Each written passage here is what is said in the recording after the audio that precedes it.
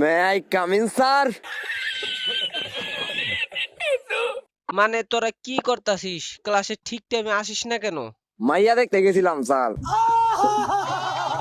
না স্যার, আসলে স্যার বোঝেনই তো স্যার, হইছেটা কি স্যার, আমি মোটামুটি আমি তো স্যার মেয়েকে অনেক সম্মান করি স্যার। তো আমি স্যার রাস্তা যাইতেছিলাম, তো তখন স্যার মোটামুটি দেখি যে মেয়েকে ছুরিটা দিছি।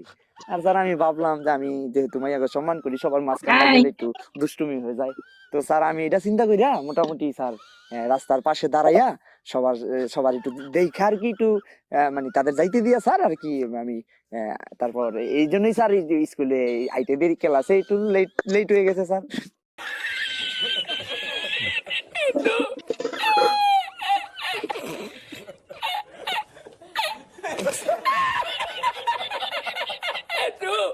স্যার আমি বহি। স্যার আপনার কসম আর কোনোদিন স্কুল পলাম না, কথা দিলাম। মনে জানি থাকে, এইবার পলাইলে পাঁচ আর আট দিয়ে একটাও থাকবো না। Thank you sir, thank you. Sir আমার একটা কথা আছে। আপনার গিলে যে একটা মাইয়া আছে না, নাম মিস টুকটুকি।